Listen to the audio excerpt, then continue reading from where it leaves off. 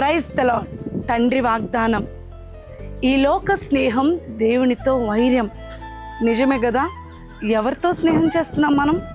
ఈ లోకంతోనా, ఈ లోకంలో ఉన్న మనుషులతోనా స్నేహం చేసేది? వారు ఎంతవరకు శాశ్వతం? ఎంతవరకు నీతో స్నేహం చేయగలరు?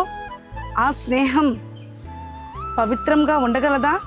ఫ్రెండ్షిప్ అంటూ నువ్వు ఎవరితో స్నేహం చేస్తున్నావు?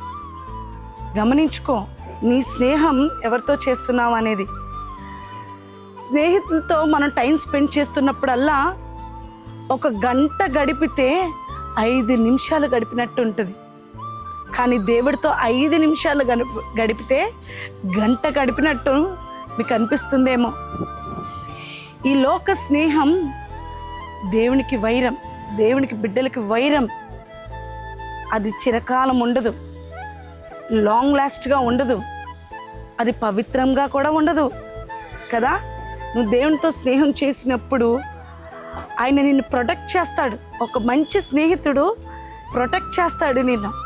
ఆయనతో నువ్వు స్నేహం చేస్తే ఆయన నిన్ను ప్రొటెక్ట్ చేస్తాడు, నిన్ను కాపాడుతాడు. నీకెక్కడ సేఫ్గా ఉంటుందో అక్కడ నిన్ను ఉంచుతాడు ఆయన. కానీ ఈ లోక స్నేహితులతో నువ్వు బయటికి వెళ్ళేటప్పుడు సురక్షితంగా నువ్వు సేఫ్గా ఇంటికి రాగలుగుతున్నావా? కదా. నువ్వు సేఫ్గా ఇంటికి రావాలంటే నువ్వు దేవునితో స్నేహం చేయి. దేవుడితో స్నేహం చేసింది ఎప్పుడు వ్యర్థం కాదు. మనుషులతో స్నేహం చేసినప్పుడు నీకు అనేకమైన సార్లు గొడవలు అయి ఉంటాయి, అనేకమైన సార్లు డిస్టర్బెన్స్ వచ్చి ఉంటాయి. కానీ దేవునితో స్నేహం చేస్తే డిస్టర్బెన్స్ రావు, దూరం పెరగదు, ఇంకా మరెక్కువగా ఆ స్నేహం అద్భుతంగా సంతోషంగా ఉంటుంది. ఆ స్నేహం నువ్వు ఎవరితో స్నేహం చేయాలనుకుంటున్నావు? నేనైతే నా యేసయ్యతో స్నేహం చేయటానికి నేను సిద్ధంగా ఉన్నాను. నువ్వు సిద్ధంగా ఉన్నావా? యేసయ్యతో స్నేహం చేస్తే అబ్రహాముని దేవుడు అంటున్నాడు, అబ్రహాం నీవు నా స్నేహితుడు అయ్యా అని కదా. గొప్ప గొప్ప వారు మనల్ని, అతను నా స్నేహితుడు అంటే మనం చాలా సంతోషపడతాం. కానీ దేవుడు అనాలి మనల్ని, నీవు నా స్నేహితుడివి అని.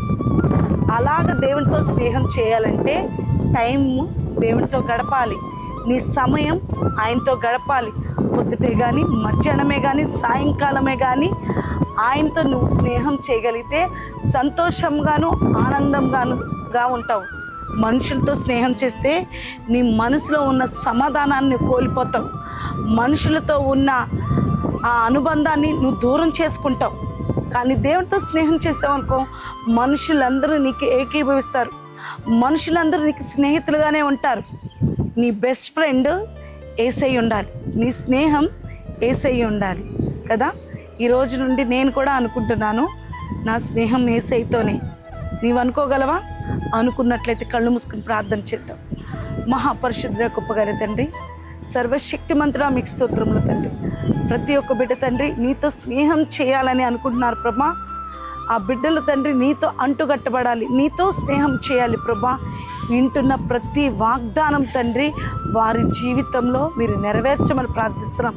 గొప్ప వారితో మేము స్నేహితులు అనిపించుకునే కంటే ప్రభా, నీతో స్నేహితుడిగా ఉండటమే మాకు మంచిది తండ్రి. మాకు నీవు గైడెన్స్ ఇవ్వగలవు, నీవు మమ్మల్ని ప్రొటెక్ట్ చేయగలవు తండ్రి.